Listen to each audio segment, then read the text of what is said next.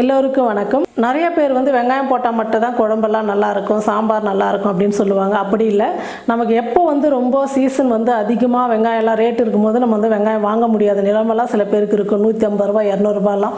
அப்போல்லாம் நம்ம இந்த மாதிரி சிம்பிளாக வெங்காயம் போடாமல் குழம்பு செஞ்சு பார்க்கலாம். அப்படி செஞ்சிங்கன்னா உங்களுக்கே தெரியும், வெங்காயம் போடாமல் இந்த அளவுக்கு ருசியான ஒரு சாம்பாரா பருப்பு குழம்பு அப்படின்னு நீங்களே ஆச்சரியப்படுவீங்க. ரொம்ப ஈஸியாக சுலபமாக வெங்காயம் இல்லாமல் பருப்பு குழம்பு தான் இன்றைக்கி செய்ய போகிறோம். வாங்க எப்படி செய்யுதுன்னு பார்க்கலாம். பருப்பு குழம்புக்கு நான் 100 கிராம் துவரம் பருப்பு எடுத்து நல்லா கழுவி சுத்தம் பண்ணி எடுத்துக்கிட்டேன். இப்போ குக்கரில் சேர்த்துக்கிறேன்.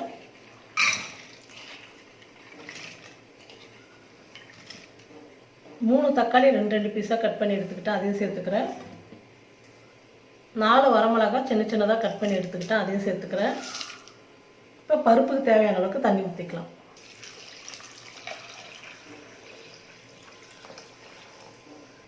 ஒரு ஸ்பூன் விளக்கெண்ணெய் ஊற்றிக்கிறேன்.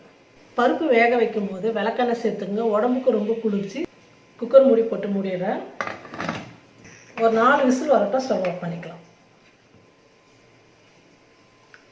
பாருங்கள், பருப்பு நல்லா வெந்துருச்சு. புளி போட்டு கடைஞ்சிக்கலாம். நான் 3 தக்காளி போட்டதுனால புளி கொஞ்சமாக எடுத்துக்கிட்டேன். உங்களுக்கு எந்த அளவுக்கு புளிப்பு தேவையோ அந்த அளவுக்கு புளி சேர்த்துக்குங்க. பாருங்கள், புளி போட்டு பருப்பு கடைஞ்சி எடுத்துக்கிட்டேன். இப்போ பருப்பு குழம்பு தாளிச்சிக்கலாம். தாளிப்பு கரண்டி எடுத்துருக்கேன். எண்ணெய் தேவையான அளவுக்கு ஊற்றிக்கலாம். எண்ணெய் காஞ்சிடுச்சு, கடுகு சேர்த்துக்கிறேன். சீரகம் கொஞ்சம். பருப்பு குழம்புக்கு முக்கியமாக நம்ம உளுத்தம் பருப்பு சேர்த்துக்கணும், ரொம்ப மணமாக நல்லாயிருக்கும். பருப்பு நல்லா வந்துடுச்சு. இப்போ கருவேப்பிலை சேர்த்துக்கிறேன். எல்லாம் நல்லா வந்துடுச்சு. இப்போ சாம்பாரில் ஊற்றிக்கலாம்.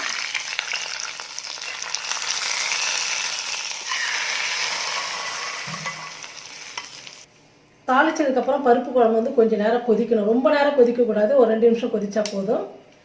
இந்த பருப்பு குழம்பு நம்ம வெங்காயம் பூண்டு எதுவுமே சேர்க்காம செய்கிறதுனால சிம்பிளான குழம்பு தான் இது. ரொம்ப ஈஸியாக, நம்ம வீட்டில் வெங்காயம் இல்லை பூண்டு இல்லை அப்படின்னா உடனே வீட்டில் இருக்கிற பருப்பு வச்சு தக்காளி வச்சு சாம்பார் செஞ்சலாம். ஆனால் ரொம்ப சுவையாக சூப்பராக இருக்கும். வெங்காயம் போடுறத விட இந்த குழம்பு ரொம்ப நல்லாயிருக்கும். இந்த பருப்பு குழம்பு